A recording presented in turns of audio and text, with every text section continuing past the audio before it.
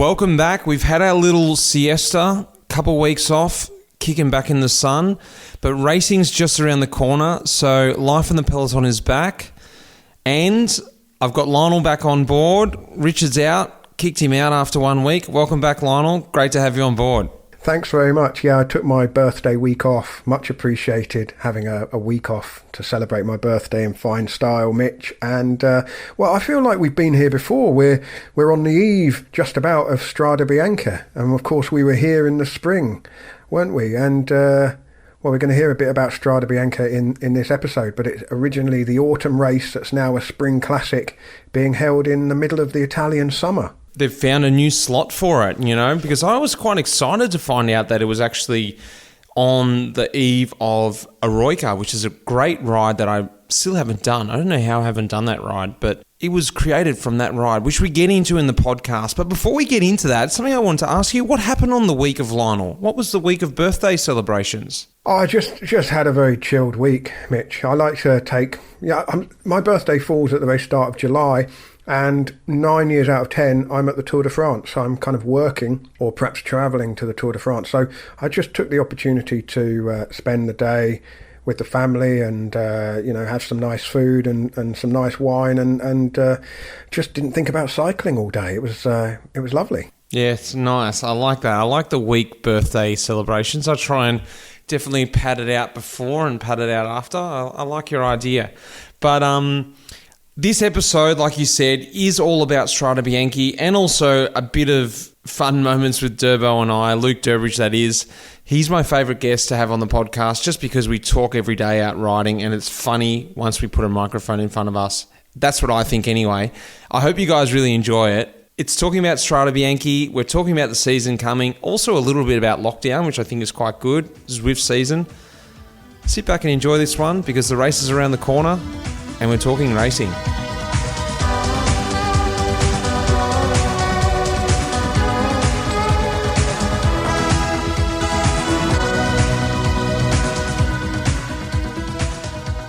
Welcome, my friend, Luke Durbridge. We're back at Life in the Peloton. My favourite guest.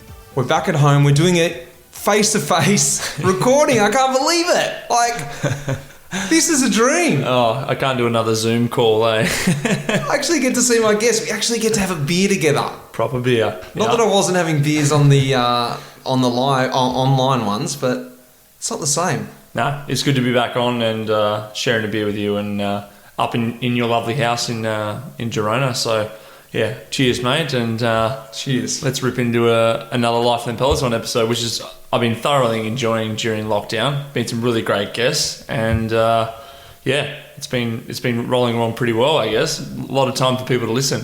There has been, and it's been a good response, and it's put a bit of pressure on me. But let's talk about that. I've got you on today. I want to explain to everyone why I've got Luke on again today because the last time I touched base with you was on the eve of the Classics, as we always do, the Classics chat, and I feel like it was really appropriate to talk to you again as we enter the new season, Classics, Grand Tours, season, Tour de France preview, Classics preview, everything preview, and I thought, you and I do the Tour preview, we do the Classics preview, so let's just do it all again. But before we get into that, let's talk about the last, 3-4 months. Yep. Let's talk about lockdown. Let's talk about the Zwift season. Let's talk about this weird pre-season that we've had together.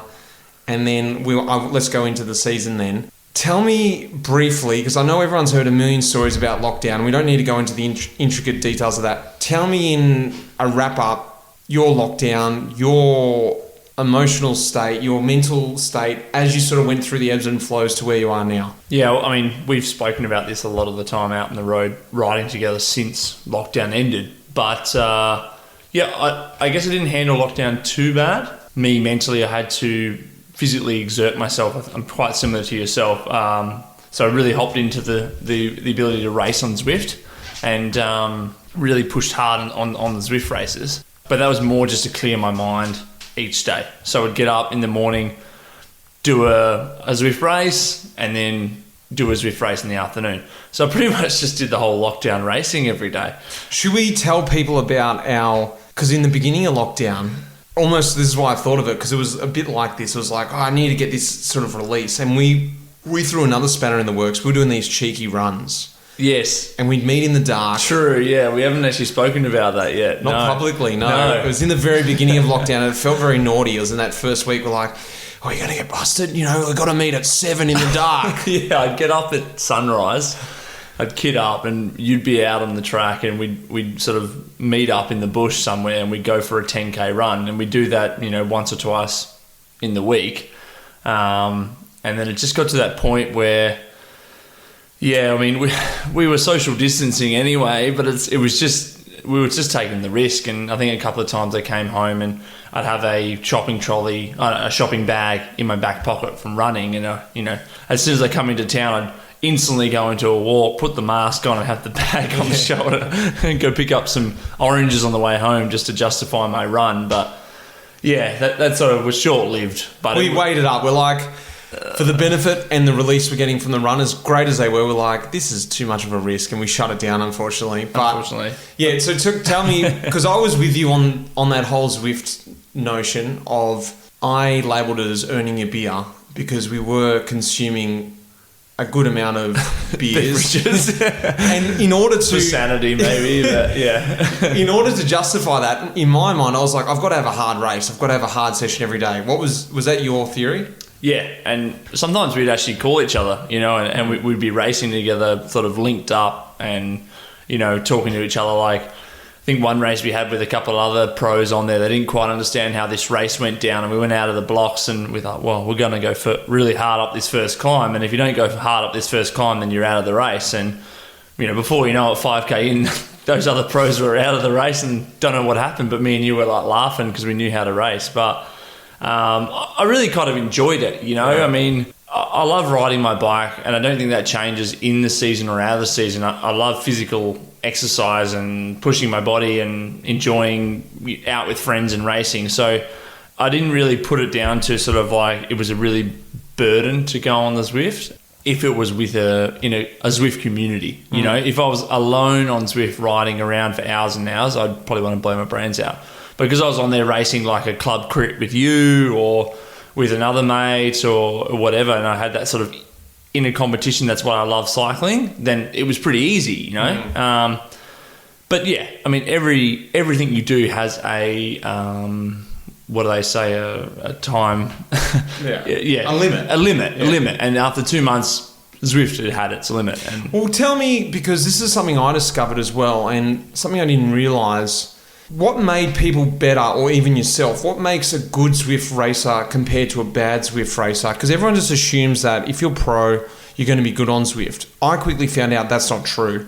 I was still competitive because of my physical ability. All the little things you uncovered, and what do you think then, even from how good you got, there were still guys a lot better than us. Sure. And you. What made them even better? And what makes someone bad? Well, I think there's the major element is mental. And I think if you really got into it and you wanted to learn about how to race on Zwift, or not even just Zwift, there's other programs out there, Full Gas and Rouvy and all this. You know, you were top 10 in that Rouvy race. I was top 10 as well. Like this, I think a lot of it was just mental. You literally knew what you were in for. You're in for a lot of suffering on a home trainer that may or may mean nothing in the end. Maybe it doesn't mean anything about contract for next year, or... you know, you're 10th in a Tour de France virtual race, doesn't really matter. But you have to draw some kind of other inspiration, whatever that was. A beer, 6-pack of beers, 8-pack, 12-pack. 12-pack, 20-pack of beers. Yeah, I think number one was mental, you know, and if you got over that mental battle, then it's just about the engine. Yeah. And a lot of those guys, you know, if you think about the guys that were really, really winning these big races, they are the guys that mentally got around it. And two, they are genetic freaks as well. So are you saying anyone who finished top 10 in a Zwift race is a freak? Absolute freak. Oh, yeah. Happy with that. 10th in a couple there. But let's draw the line. It's still not racing. Yeah. So, lockdown, done and dusted. It was hard when we came out, but it was glorious as well. Talk to me now, because this is something everyone just assumes that... And I thought this was going to be like that for me. As soon as we came out of lockdown, because I feel like in Spain we had a proper lockdown. And that's nothing against anyone who didn't. I would hope anyone doesn't have to do that. But anyone who was in proper force house lockdown, when you came out, I thought there was going to be like this amazing elation or oh my God, this freedom. Yeah. And yes, there was champagne bottles and just it was what was weird. it like for you? Was it because for me it was different. I had a feeling like I felt guilty. I should be back home helping my wife with the kids, Liddy. But what was it like for you? Were you like, I'm free? I think it was the same. You know, you literally got each other through. You got your family, you know, your wife Liddy and your kids Marlo and Nessa. You were there supporting, and they were there supporting you, and you were this team fighting out this sort of internal battle against lockdown. You know what I mean? It sounds weird, but it was. It was kind of like, how are we going to get through it without losing your mind? Without losing your mind, and you supported each other. So I was in the same boat. It's like when I got out, I was like, I kind of want to get back to my house because, you know, my wife supported me through lockdown and I want to support her, and she's at home still by herself, and we could train because we were pros, but normal people couldn't necessarily go out and train all day. So it was this really weird vibe, and I reckon I suffered more post-lockdown for the first month than I did during lockdown. During lockdown, you had some sort of target to sort of keep yourself sane, but post-lockdown, with that sort of really weird transition was, if we're going to race, why does it matter if I do 6 or 1 hour on the bike? It doesn't matter. Like, we don't even know. So this was that sort of tricky period. I think everyone was the same boat. It was weird. It was very weird. And I think it was just that for me, I tried to pinpoint it down to when I first went to lockdown, I struggled with that, got used to it. First came out of lockdown, I struggled with that, but got used to it. And then we're in this next phase, which we're right at the end of now, is this pre-season in the middle of the year. Something you're really not used to, because during the Tour de France, I've always done a bit of a rebuild, so it sort of feels somewhat similar to me. But for you, it's a completely new thing because you've done the Tour for the last, 6 years? Yeah, 7 years, I think, yeah. So in the middle of July, you're normally sweating it out in France, but now you're doing a whole build, and not only that, you're doing it with all your teammates, the whole Peloton. We're up in Andorra, and you're literally seeing 100 pros a day. It was so weird. It's incredible, isn't it? Tell me about this now. We've spoken about this before, but I definitely feel that it was strange because it was great because there were so many people around. We were up in Andorra together training, but you know, like I said, you'd see hundreds of pros. Like, it's insane how many people are up there, and I feel that everyone was in this. I guess with racing, you get validation of where your form's at, or where your training's at, or where you are mentally or physically. And without racing, you don't get that validation. And when you're out training, you're training with other pros that, I mean, we would never go out with 8 guys in July. You know, 1 or 2 or something like that. But if you go on a bunch ride with 8 guys, 8 professionals, you're sort of thinking like, oh, he's looking skinny, and you know, like, how's he going? Or, oh, he hasn't really handled lockdown very well. Or I know he's doing, you know, even for me, it was this whole hour game, and everyone's sort of throwing out, like we spoke about this, everyone's throwing out hours. Like, oh, I'm doing 30 hours. Oh, I'm doing 35. Oh, I heard Valgren did 50. You know, I did hear that. Yeah, I know. Yeah. And you're like, maybe I should be doing 60. Yeah, I've been locked down for 3 months. Maybe I should just double the training, or, you know. It was weird. And I think something you really pointed out well is, it could be different for the Europeans, but definitely for us, we don't do that back in Australia. We train with maybe 1 other pro, 2 at the most, if not alone, with your own little training group, which could be amateurs, could be just Sunday morning punters. In November, December, before we start the season, So you never get that chance to really compare yourself, and you never have a problem with it. But all of a sudden, there was this weird, underlying, unspoken competition. I mean, we take training pretty seriously. Maybe other guys didn't feel the same way, but I definitely felt it in terms of there was some sort of positive elements about it. You know what I mean? Because without racing, like I said, we don't get the validation. So you did need, you know, you to kick my ass if I wasn't in good shape. Because you're like, well, he's in good shape and I need to be in good shape. So because racing's starting soon. So that was sort of, I feel like, a good thing. But the bad thing was, it was every coach or every athlete has their way to, you know, skin a cat, to arrive at the goal in the best condition. So when you are in this build phase and someone might be in a recovery phase, and then, you know, you sort of come together and someone hands it to you, and then now you start to doubt what the coach has prescribed you. So you lose sight of the overall picture for your end goal. And maybe your first goal is not the first race when you start training. Maybe it's the Giro, which is a couple months down. So this is a hard one. Is like you all of a sudden seeing everyone flying and you're not, and you have to prepare. But I mean, it's all little insecurities cyclists have, isn't it? It's like it's just trying to stay confident in what you're doing and not getting sidetracked. And it sounds like very easy, but you know you've got a purpose. And it really reminded me that I work privately with a coach, Kevin, and I was very thankful that I had him in my back pocket, because whenever I went out on these rides, you're listening, oh, what am I doing? Am I doing the right thing? Went back home, checked in with him. He's like, no, you're good. You're on the right thing. 7 hours tomorrow, 7 hours the next day, 7 hours a day after the next. So no, we're going for 52 hours. I couldn't do that. No. Well done, Valgren. Yeah. Chapeau. Well, let's move on to the next thing, because this is very exciting for me. And I described this to you today. We're out doing a bit of a ride this morning, and I said to you, Strade Bianche. It's the first race back, and I've scored a ticket. You've got the golden ticket as well. Mm-hmm. We're on the bus to Strade. And get your tests first, but we're on the bus. That's a whole nother topic, and I think quite boring for this conversation, but we've got to get a lot of testing done. But I started thinking about it, and I was like, I haven't been that excited about a race that I've never done Strade Bianche before. And I thought, I've never been excited about a race like this since before I was pro, before I had done Paris-Roubaix, before I'd done the classics. I was like, there's races I've never done, like Lombardia or Liège, Bastogne-Liège. I'd be happy to do those races, but I'm not deep down excited. When I started looking into Strade, I was like, I'm excited. This race looks crazy. It looks hard, but I think in a good way. And that's what I want to talk to you about, because you've not only raced Strade 3 times. Yeah, I think so, yeah. But you've also actually finished top 10 there.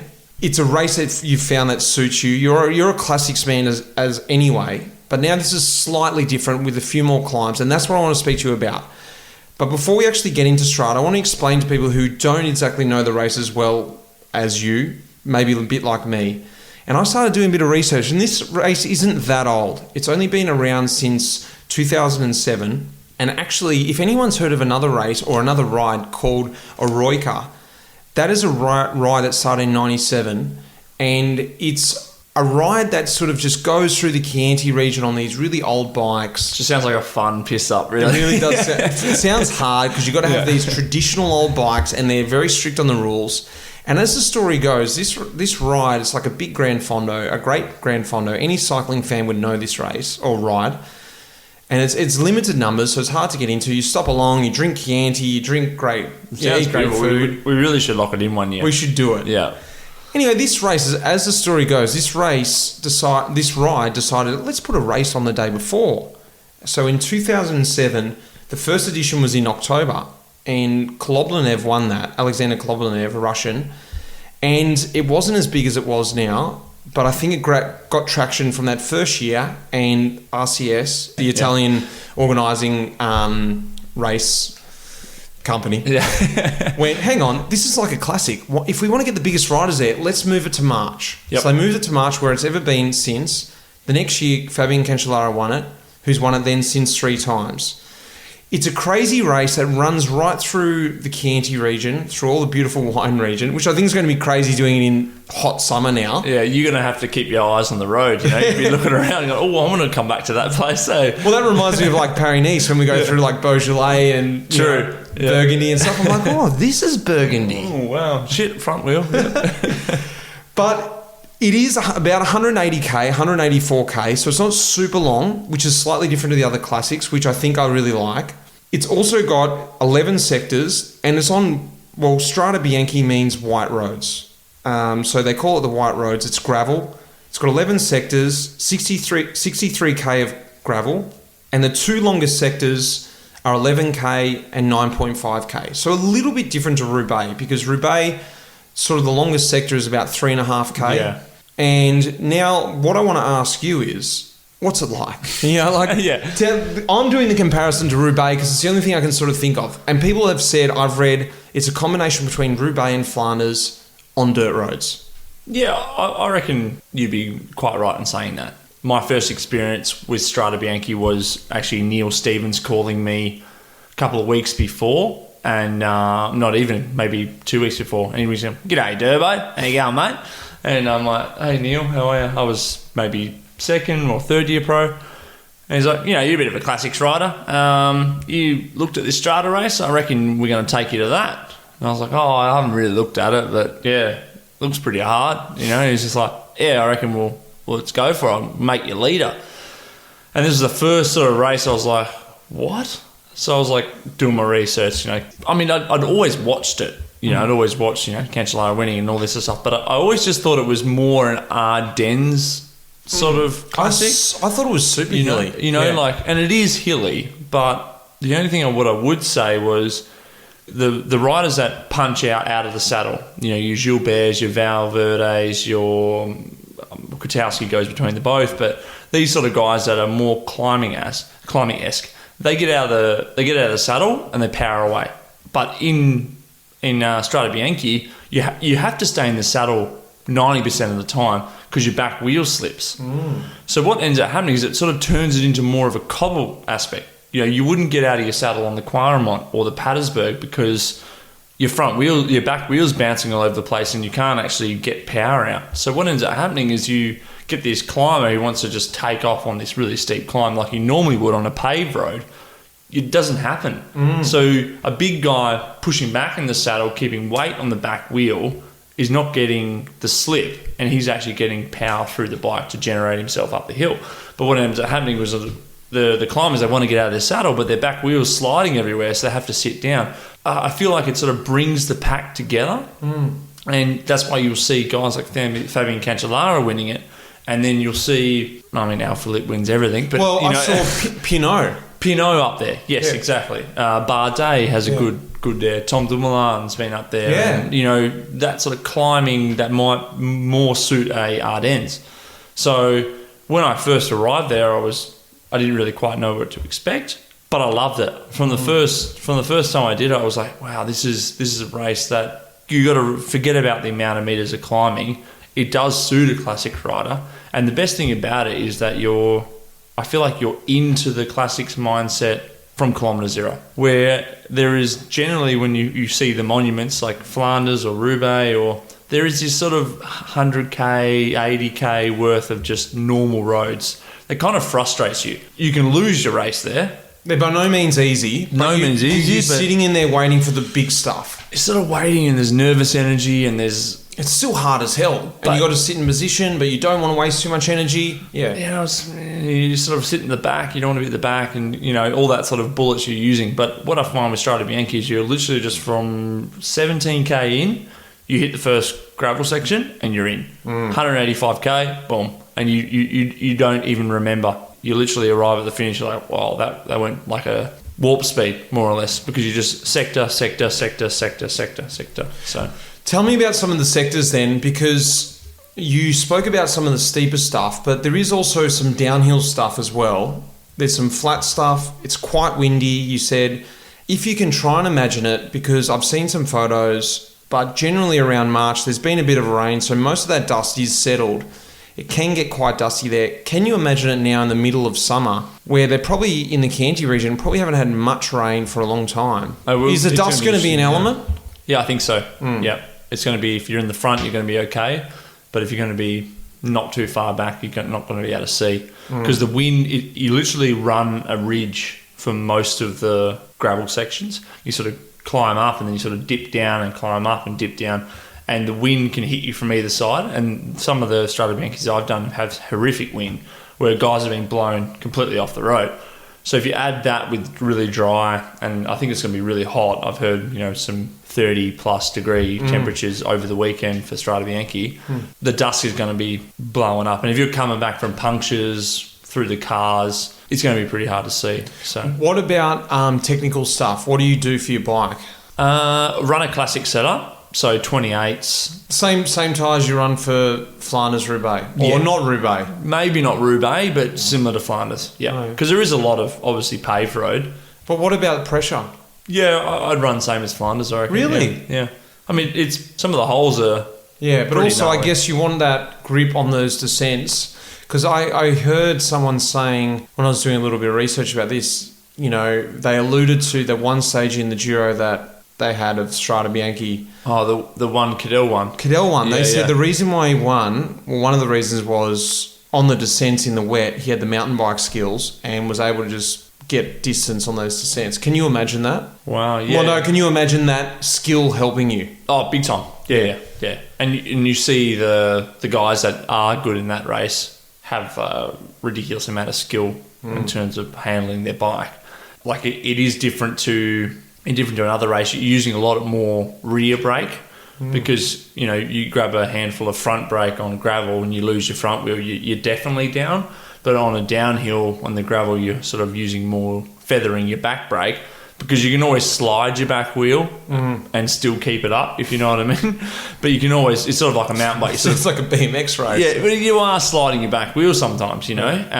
And also the turning needs to be a lot more gradual than what you would do on the road. You sort of come around the corner, you just turn left, you know. But if you do that, you're going to wash out your front wheel. So there is that element. And then, like I said, with the climbing, you got to be sitting back in your saddle, putting as much pressure on your back wheel so your back wheel's getting traction on some of this gravel. And if it's going to be dry, you're going to get a lot of slippage, you know. Seated accelerations, when you see those attacks going, which is the difference, you got to have a big ass. Huge ass. Looks like you're going to be in your element there, mate.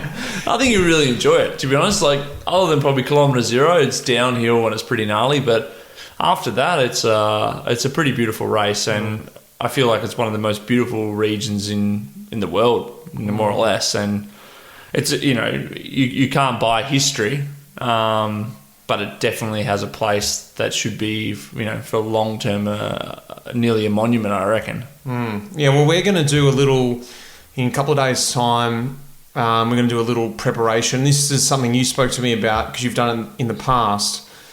We're just going to, well, I'm lucky enough that I've got the service course close by, so I'm going to put my tyres in that I'm going to ride. You are, right? And then we're going to try and do a bit of a gravel sort of section because even though we've been doing a bit of gravel on sort of cross bikes, I think there's something so different about doing it on a road tyre because, like you said, you've got to allow for that turn and things like that. It'll be fun. Going to go out on the gravel in a couple of days' time. You're the route designer, so where are we going, Mitch? Well, I shouldn't have been the route designer because I've never ridden Strada, so how would I know? Yeah, you're the gravel man, so how far are we doing? Sort of 120k worth of gravel, are we? No. Generally, when you do a loop with Mitch, you've got to add an extra hour or two, you know? Sort of the 4-hour loop that we do in 6, you know, that's the sort of one normally. Anyway, all right. Well, then that is our Strada preview, and we're going to touch base for the next podcast. I'm going to do a on-road diary of Strade Bianche and Milan San Remo and talk about racing again, potentially some weird moments with COVID and getting back, I'm almost guaranteed, plus the actual races. So I'm really intrigued to give my reaction to my first time on Strada. Do you have an outside, because this is the funny thing going to races now with no form guide, so can you throw out a winner from the top of your hat? I'd like to say myself, but you know. I'm going to say podium for you. Oh, wow, shit. Thanks, mate. With the work we've been doing, with the love for the race, and with, I think, our Australian mentality, coming off a pre-season, we raced nationals our first race. True. So I'm not saying anything against Europeans, but we're sort of used to that. We're used to doing a whole prep and then doing our hardest race, one of our hardest races of the year, the first race. So that's going to work in your element. You know the race, you love the race, you've been top 10 there, so you're ready for that.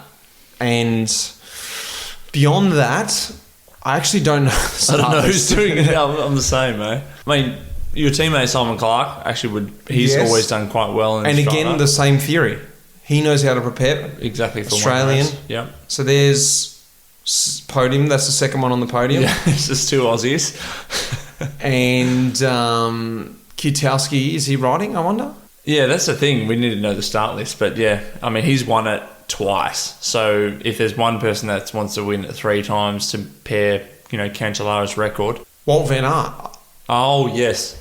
Yeah, that's my podium. Hard to go past. I'm going to put you 3 in there. I've gone box trifecta, so I can have you in any position. Yep. You 3. All right, there we go. Done. Are you agreeing with me? Yeah. I reckon. Yeah, maybe throw Vanderpoel in there because you just don't know what's with that guy.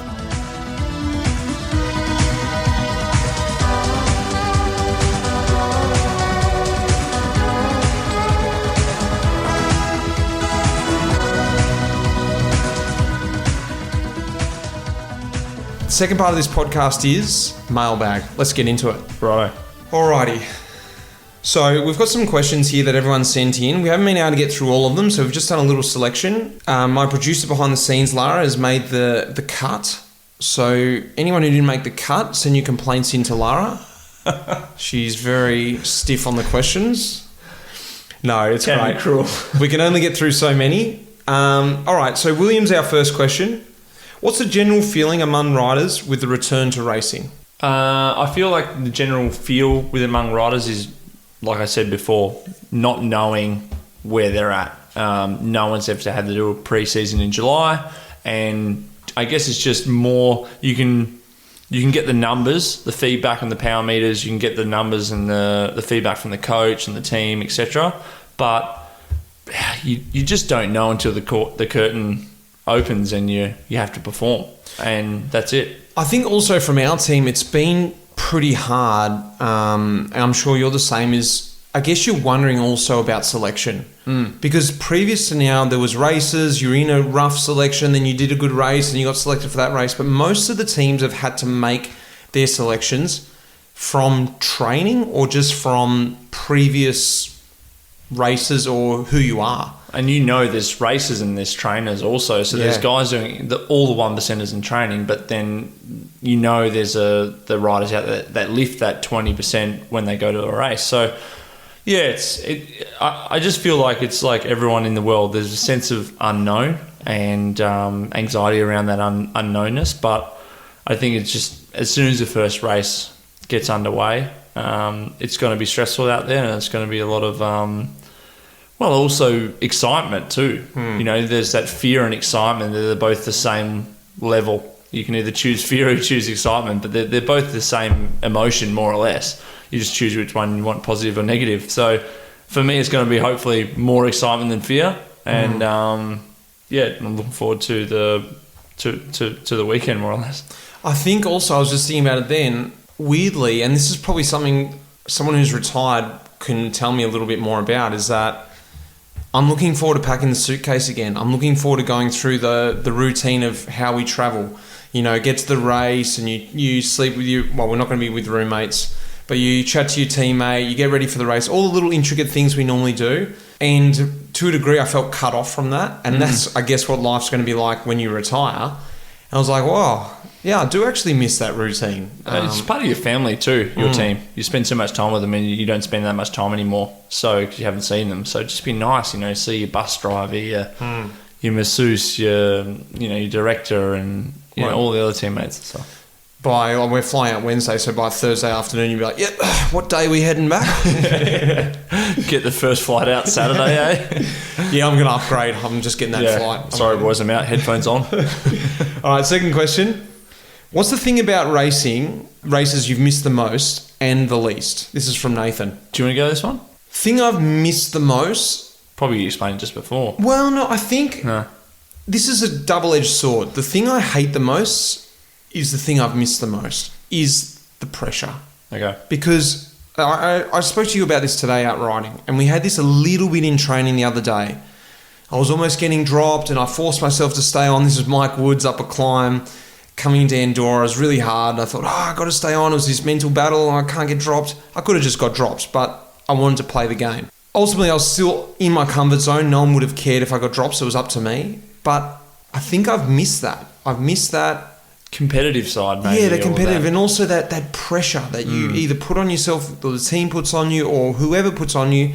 You hate it, but ultimately you love it. That's what racing is, and that's what I've missed. That I'm going to be on the start line, I'm going to be in Strade, I'm like, oh God, I hate this. Why do I ever want to be back here? I hate this race.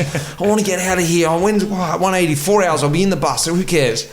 But as soon as I'm in the bus, and I'll be like, oh, I can't wait for next year. Yeah. That's what I've probably missed. Yeah. Because training's not the same. It's definitely not the same. Adrenaline junkies in the end, aren't we? Yeah. I'm exactly the same. Yeah. If you could have picked any race to be your first race back, what would it have been, Charlie? Counts a classic Tour Down Under, maybe. It's not a bad one, is Just it? a normal season, maybe, you know.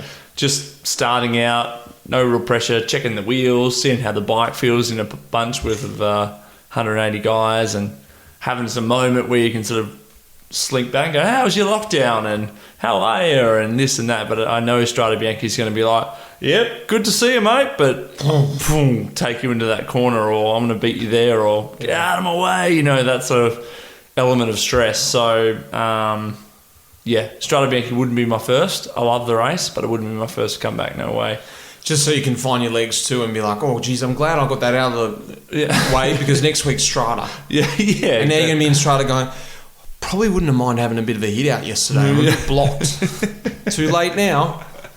Yeah, so it's not my first choice, just purely because of as we spoke about, all the riders are missing what you described before. They're missing that element of pressure and performance and achievement and trying to go for it, and they've been working really hard for so long, and I feel it's just going to be like this pressure valve release when the first race starts, and generally that means higher level of stress, like first stage of the Tour de France level or opening weekend. You know, opening weekend's maybe more sketchy than Tour of Flanders because it definitely is. You know, so yeah.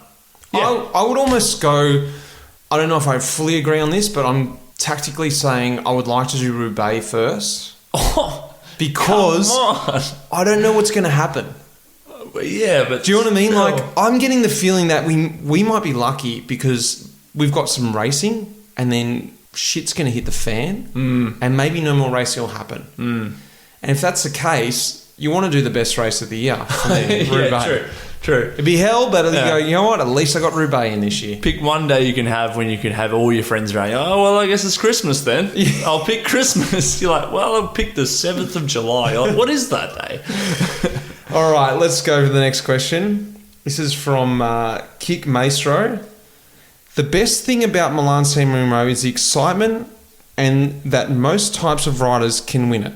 You've got heavy sprinters like Christoph on one end and climbers like Nibali on the other, with Kwiatkowski and Alaphilippe in between.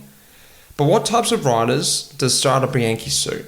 I think we already answered this question. Yeah. You really hit the nail on the head, and you actually, all those riders right there can win Strada. Yeah.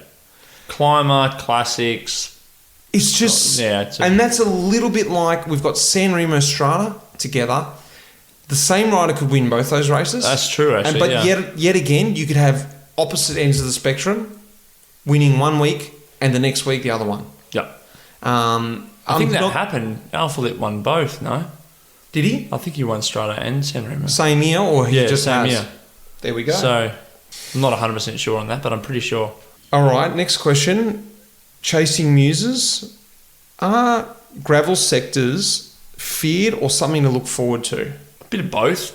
Yeah. There can be a bit sort of, I guess a lot of the it's like the pressure moves into that sector, you know, like obviously that's where the race really kicks off. So leading into the sectors, there is a lot of, I think it's very similar to like the classics. You know, you run into the Quaremont, etc. Like, that's probably the most stress. The sector itself is not that stressful because by the time you've got there, it's just hard. Yeah, and if you're strong enough, you're there. Yeah. If you're not, and actually to a degree, not that I'm like an awesome power man, but I found it harder in Roubaix, like you said before. When we finally got on the sector, I was like, oh God, I can move up a bit now. Yeah, exactly. I can pick my way through. I can move up 10, 15 wheels. Before the sector, if I wanted to move up 10, 15 wheels, I was like ending my race type effort. It's difficult because the guys that do that, they arrive in sector maybe top 10, but they're so fingered that they can't do anything. Anyway, the reason you're going past them is just because they've done it's such an effort to make it in the first 10 wheels into those crucial sections. It's a gamble. You're like, do I end my race getting into top 10, sit back about top 30 and just move my way through? All right, next one. Robert, you and your guest have previously talked about strategic spots in the Spring Classics. where every team is trying to be the first into the turn or cobble section. Is the same for Strada? What are the main sections you're looking for? For me personally, there's two major sectors. There is a lot of racing to be had prior. So it's like the classics, you sort of get through that sector, get through that sector, get through that sector, and then you're like, right, now the Quaremont is coming, or Arenberg in Roubaix. It's still so far from the finish, but it's so important and so crucial. So in Strade Bianche, I think it comes at about 110, 112k. It's San Martino. That's the only word. I don't know if it's exactly the right name for it, but San Martino is the road that we go on, and that is like a pretty crucial moment. It's not the end selection, but it's the first selection. Big road, you run into it, go over a footbridge, and then you sort of hit this section, and it's probably about 9k. I think it's the second, the second one that you described here, 9.5k, and you hit it, and shit goes to the fan there. After the section, there's a little bit of a respite, but it's not too much. And then you go into Mont Sainte Marie, and that's the hardest sector. That's like 11k, lots of climbs in it.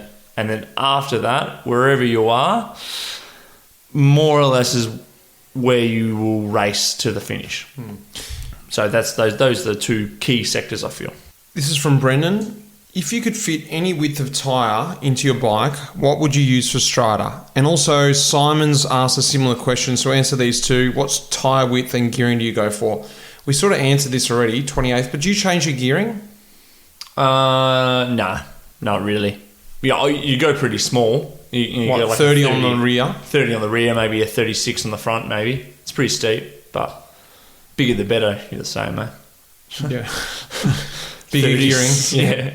Well, I spoke to Sam Bewley the other day, and he was saying, I was asking him, because I normally have a 54 chainring on my bike, and up in Andorra, I've got a compact on with a 53 and a 53-34. And I was like, do I keep the 53 on? Is there any fast sectors that I need the 54 for? And he goes, well, coming into some of those sectors, we're going pretty quick.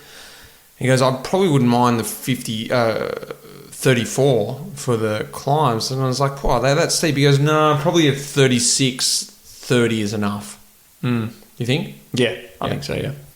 How do neutral service vehicles work with a variety of wheels and disc brakes and pedal options? Or do you always wait for team cars? Have you ever got anything from a neutral service? I got have a once, wheel but- in Roubaix. Yep. That's probably the only race that you really, really need it. Yeah, because you're so far away from everything, aren't you? It's really... And I feel like any other race, if you can't get your team car, There's two G cars normally. like you just wait for it, or you just pull out. Sounds weird, but like for a one-day race, sure. Yeah, for a one-day race. You're out of the race anyway. By Yeah, that you're out of the point. race If so you've far. had to wait, yeah. And if you need it, like unless like I'm thinking of like Heyman now a few years ago, he had to get it in Roubaix because he was still in the front of Roubaix. He needed that wheel right away then. I don't know why our car wasn't there, stuck back from some of the sector. He got the neutral spares, front wheel, and actually the front wheel folded on Yeah, it. the wheel folded, yeah.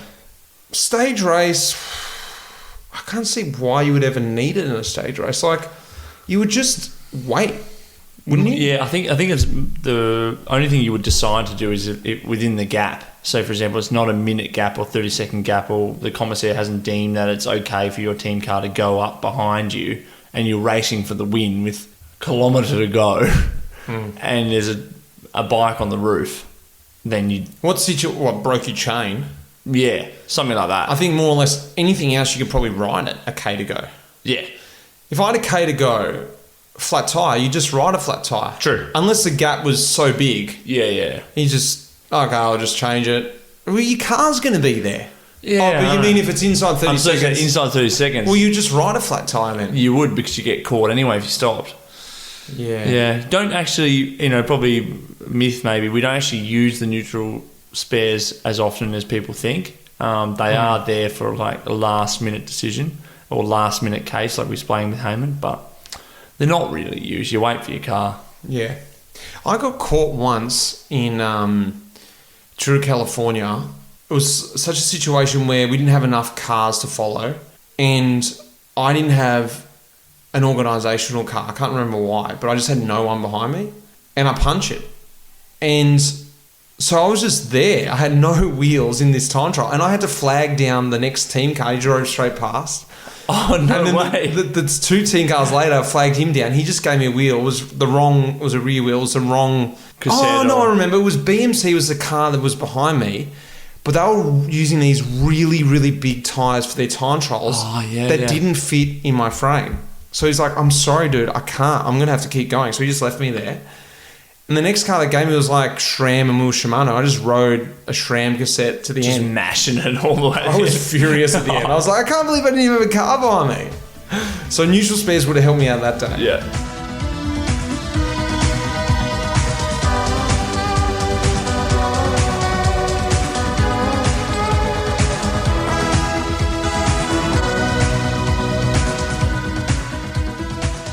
All right. Do pros practice riding on gravel? If so, what kind of things do you do? This is from the American Club. Well, I think we said this. The rear brake, sit back in the saddle. But do pros practice riding on gravel? I think they do, yeah. I don't think before the last sort of 5 years. No, probably not.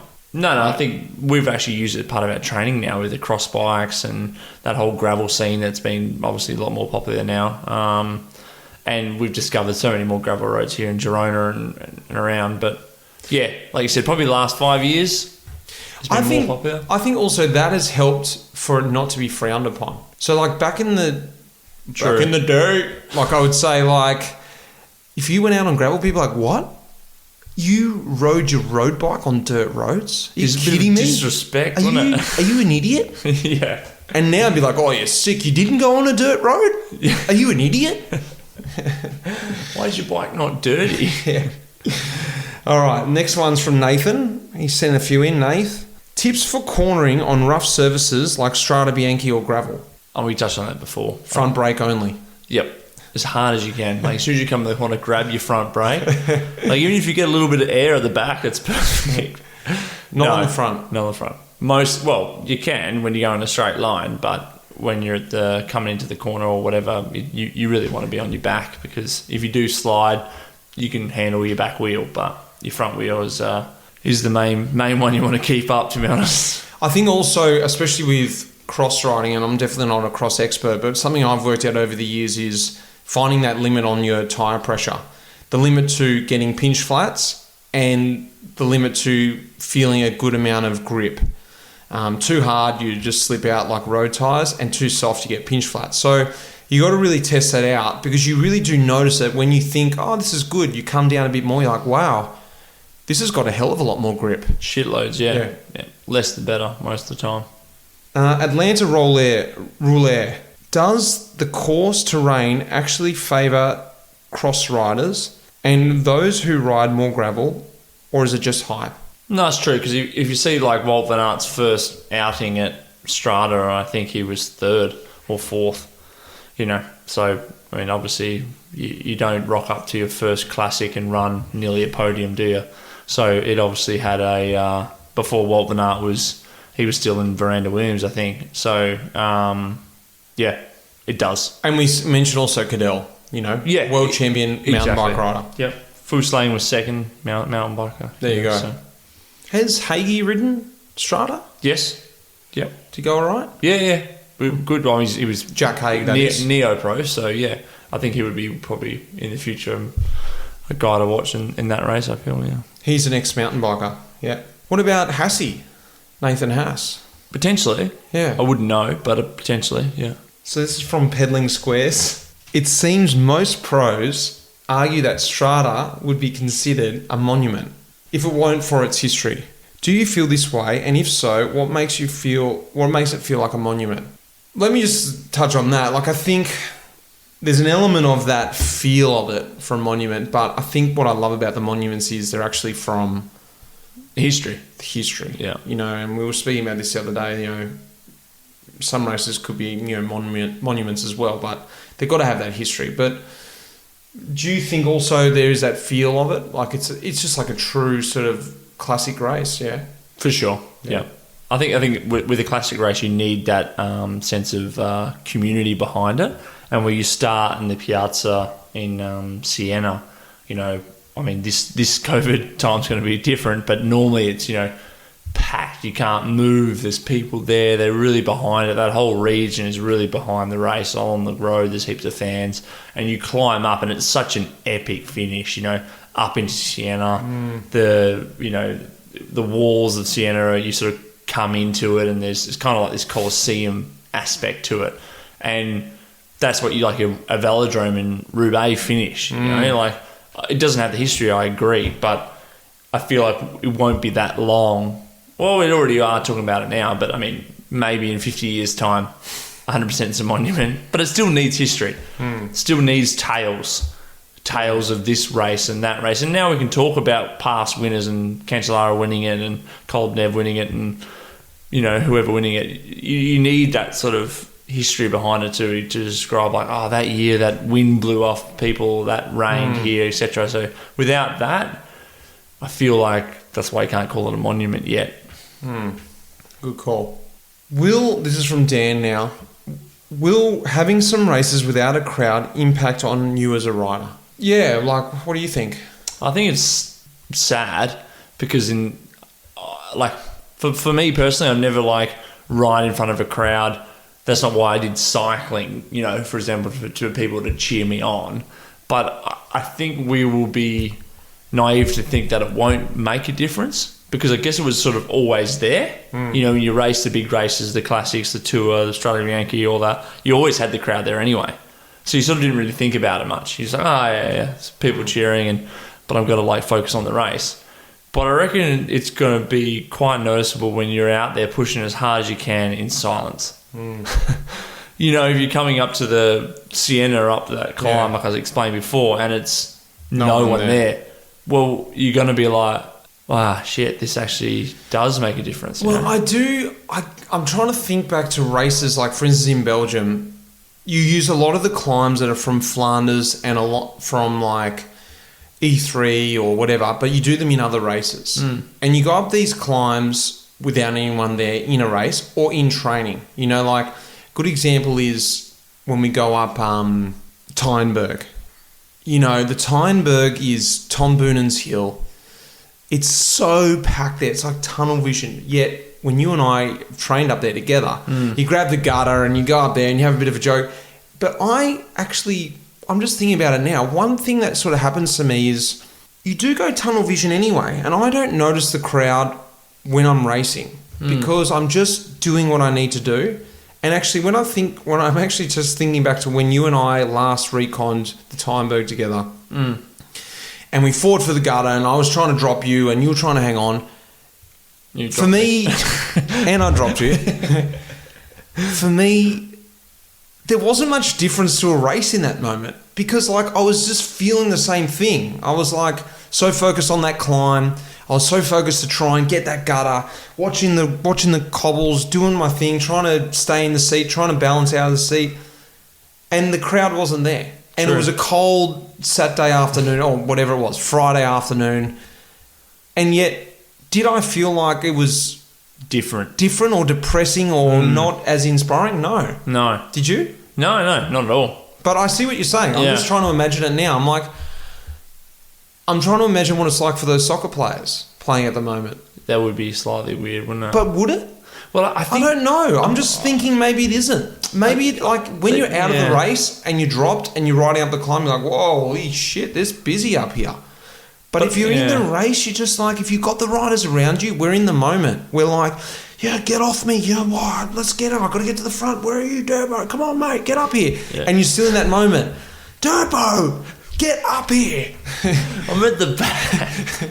But you know what I mean? I know what you mean. But if you were to have headphones in with crowd full noise in your head, you'd still be tunnel vision. But the exhausting aspect of everything is heightened because a crowd is there. Like, I know your tunnel vision doesn't really change much for you, but I feel like there is another element of adrenaline or emotion, that would be there. You can't just turn the crowd off. It's still there. You still hear the noise, But you can't Does it lift you? Yeah, I don't know if it'll lift me. I think it's just another element. That's what I think. Yeah. Because a good example is when I was doing Zwift, my wife thought it'd be a great idea to bring the kids in and cheer me. It was the worst thing in the world. I was just like, I was on the Rouvy, so Rouvy was just like no drafting, no nothing. So it was just like all out TT. An hour time trial.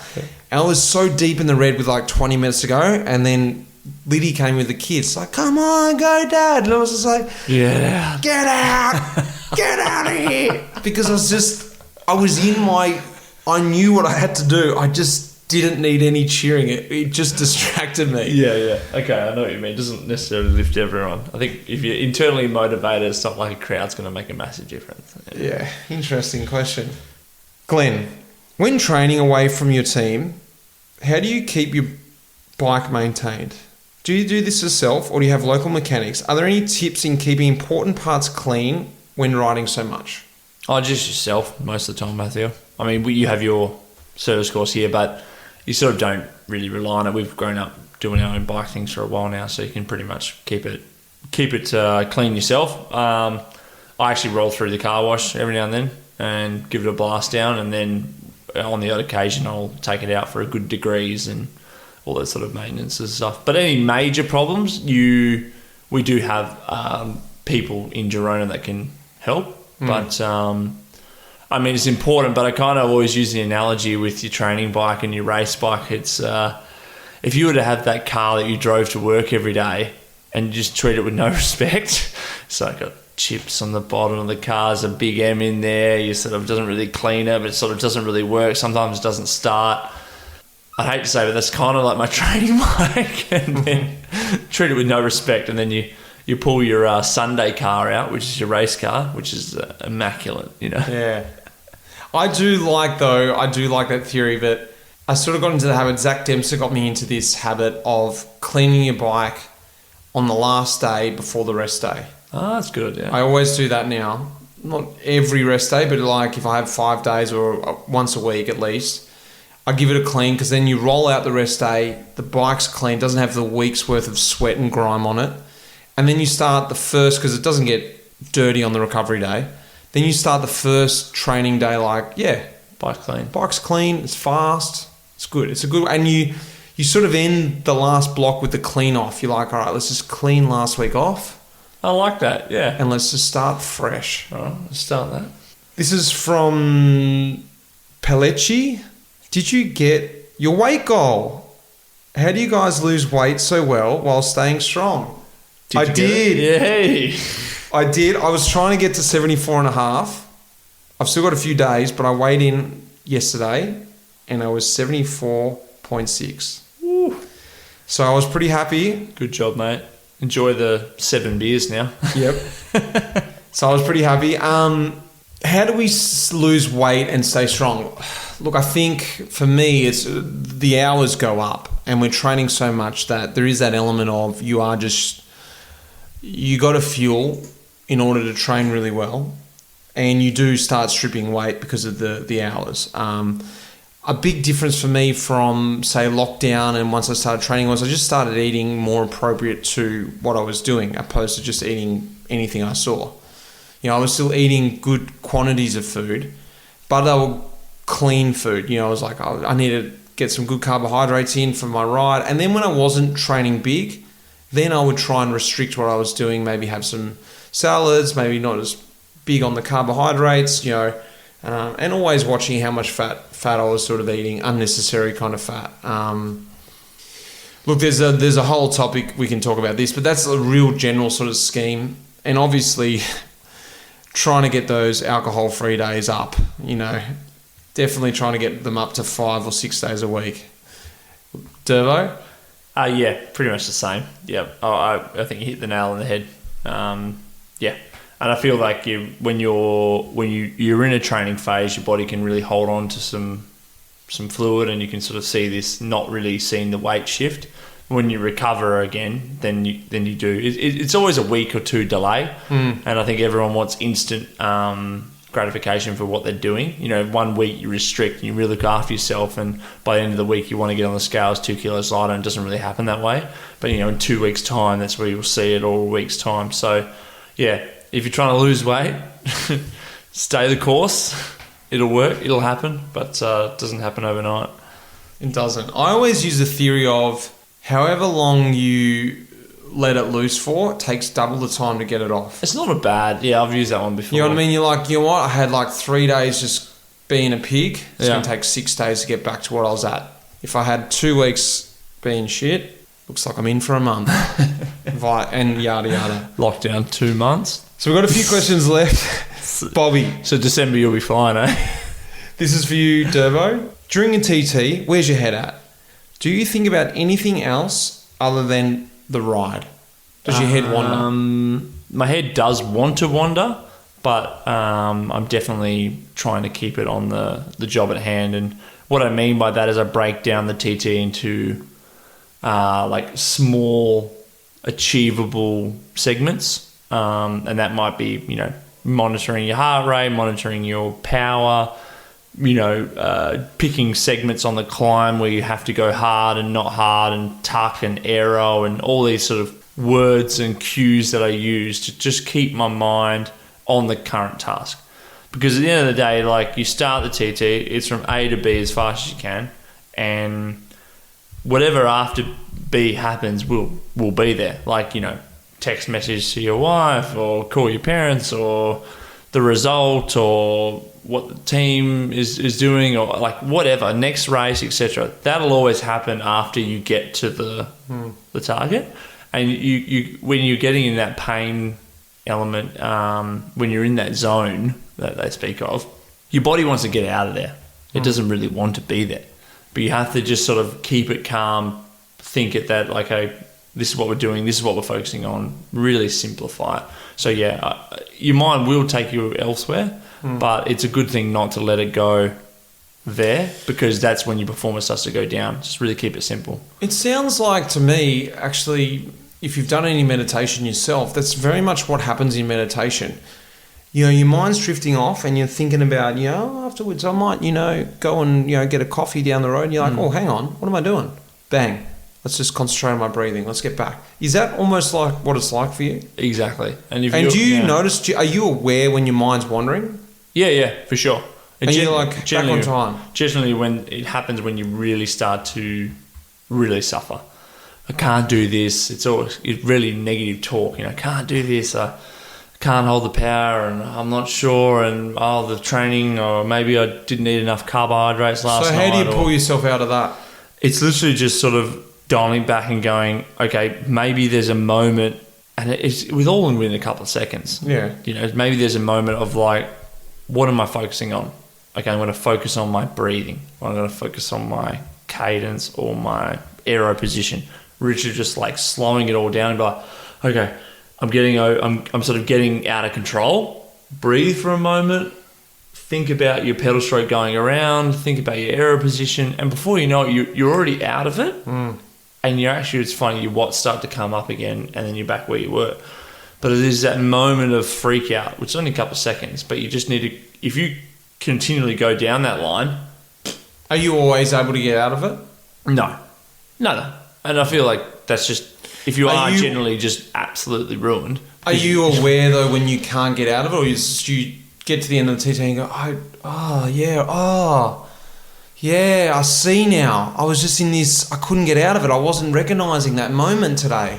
I think it's more like you can only do what you can do. In the end of the day, like we as athletes love to push ourselves, and it's generally not too hard for us to push ourselves to the limit, because we love doing that, and that's what we love to do.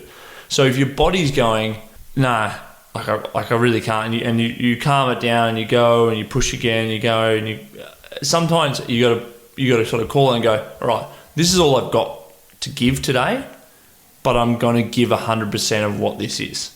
Doesn't mean you have an amazing result, but like I always find this when you're doing a TT during a grand tour, you know, some days you rock up and your legs are amazing, sometimes they don't, they're awful, but you're like, well, this is actually all I've got today, so take the pressure off yourself, not like beating yourself up during the TT. Actually just go, righto, this this is all I've got to deal with today. I want to get the maximum amount of what I've got now. And then actually, whatever's a bonus. You're actually literally just taking the pressure off and going, But it's pretty big to do that because whatever. You're making it sound quite easy because often there's a lot more. There's not many times we're in a situation where you can just relieve the pressure and be happy with it. No. What about these times you've prepared for something, it's just not happening, and how do you then go, you know what? It'll be what it'll be today. You're like, well, no, there's way too much on the line for that. I can't just be what it'll be what it'll be. This is what I'm here to win, so how do you do that internal battle? And that's what the absolute brutal aspect of time trialing is. Being okay to push yourself to the limit, and you generally, whatever you can do in that time is what you can do, and you finish, and then hindsight comes in and starts to lurk, and that's when it becomes difficult to handle, because you've literally pushed yourself as much as you can. You haven't given in because you've finished. You can see the picture of you crossing the line, and your face is just like empty, and then you go, well, did I give it all? And you're like, well, yes, you did. Look, like, that's it. That's the result you got. That's probably the hardest thing, is when you finish and you don't necessarily get to where you want to do. And then that's where you have to live with that and go, okay, move on. How are we going to do it? Let's try and work out maybe my lead up beforehand. And then you start to break down the ride. And I'm getting better and better at that over the years. Because during the ride, you can definitely, like I said, you can sort of go, this is what I've got today. I'm going to get it all out and I'll finish. And you're proud of your effort because you got it all out, regardless if that's 30th, 50th, 1st, whatever. Or held the watts or didn't. Whatever. And then you finish up, okay, well done. But then it's when you start to slide further and further down the results sheet because you think you've given it all and you're like, this is hard to take. It's hard to take. Then you start to analyse and start to get out and all that sort of stuff. But then you just have to pull yourself up. And I think you're getting better at that, yeah. Interesting. All right, we've got a couple left. How do I celebrate an EF win with those Tuscan roads, Docker style? Oh, interesting. Well, the thumb in the mouth, the rock, like the... Could be just like opening a can. Yeah. It could be like, remember the old Solo ad? Yeah, man can, suck it down fast. Yeah. Yeah. I think that wouldn't be too bad, would it? That's actually not bad, yeah. Well, just have it like, how he held the dummy in his pocket, Sastra? Yes. He had the dummy in his pocket the whole Tour de France stage and then pulled it out and put the dummy in his mouth. Like, could I have potentially a can of VB in there? Yeah, maybe just want to like slightly empty. It's only like or go back to the car just before the Sienna climb. Good luck. Which is better, Chianti Classico or Brunello di Monta? Come on, Pulcinellino. Can you say it? I can't. Montepulciano. Yeah. I'm Chianti. Yeah. I think I'm going to go Montepulciano, yeah. Yeah? Yeah. Sometimes it can be a bit too heavy tannins, I sometimes find with the Chianti. Depending what we're having. Yeah. Pizza? True. Both great, though. Let's just agree to disagree. Agree to disagree. And on that note, guys, thank you very much. And we'll check in with you after these coming races. Derbs, good luck. Thanks for coming on the pod again. Thanks, mate. Thanks for having me. And you too. Good luck in your first Strade. Cheers. Cheers.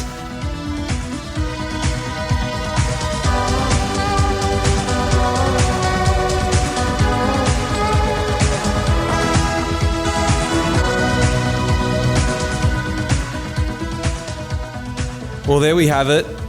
I guess you probably felt like you were out on a ride with Durbo and I. He's a really good mate, like I said, and I really loved picking his brain at the end there about his time trial head, because I don't know if you picked up on that, but I was trying to take some notes out for myself because often my mind's drifting everywhere, whether it's a time trial, whether it's a race. I was like, God, this is actually really interesting. So Durbo, it seems like he's really got things nailed on, and he certainly knows Strade Bianche. We did actually a little bit of a practice today out on the dirt roads.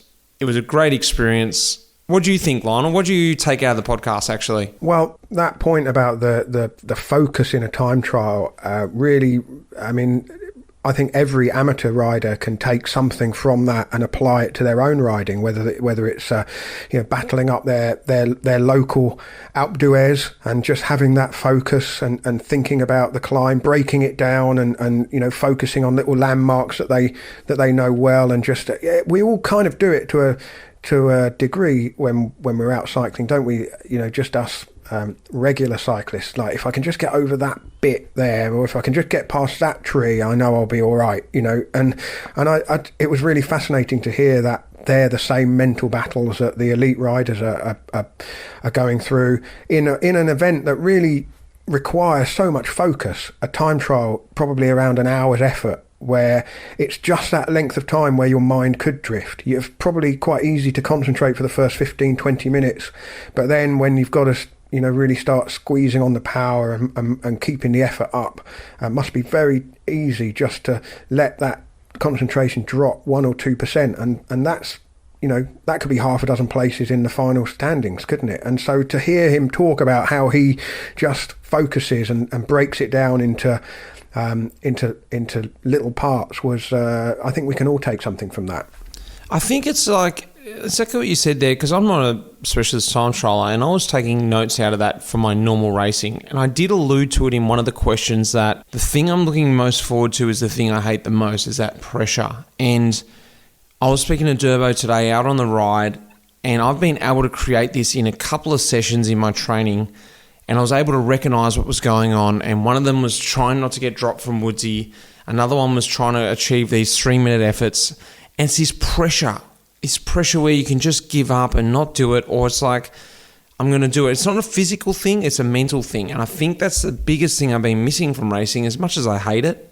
Is the thing that I love. It's such a weird thing. And hearing Durbo talk about the time trial, and especially talking about the classics without the crowd, it took me back to racing. And that's just around the corner. It's sort of, just talking to you now about it, it's like, it's exciting and it's scary, it's coming. Well, it's only a few days away for you guys. You'll be on a flight to Italy, looking forward to Strade Bianche and picking up the season roughly the point that you left it. I mean, you would have been going to Strade Bianche back in March if it had gone ahead. Yeah, that's exactly right. So I'm pretty happy that is on the program now. I was originally on Poland. They just couldn't resist without me, so they get Mitch on Strade Bianche. And I'm there now. But we do actually have a very, very exciting announcement next week on Talking Luft. If you want to get over there and hear, Talking Luft is not with Durbo this week because we've already heard about his style. We don't need to hear about him again. We've got a new Talking Luft next week at Life in the Peloton's podcast feed. Go across there, but I've got an exciting announcement to drop there. I'll also talk about it in 2 weeks' time on the Cycling Podcast. So until then, guys, enjoy this coming week, and I'm going to check in with you in 2 weeks' time. I'm doing an on-road diary about Strade Bianche, Milan San Remo, whole heap of hotel time. I reckon there's going to be some interesting stories there. So until then, guys, cheers. You have been listening to Life in the Peloton. The producer of this episode was Will Jones. The music in this episode was composed by Pete Shelley. Thanks, mate.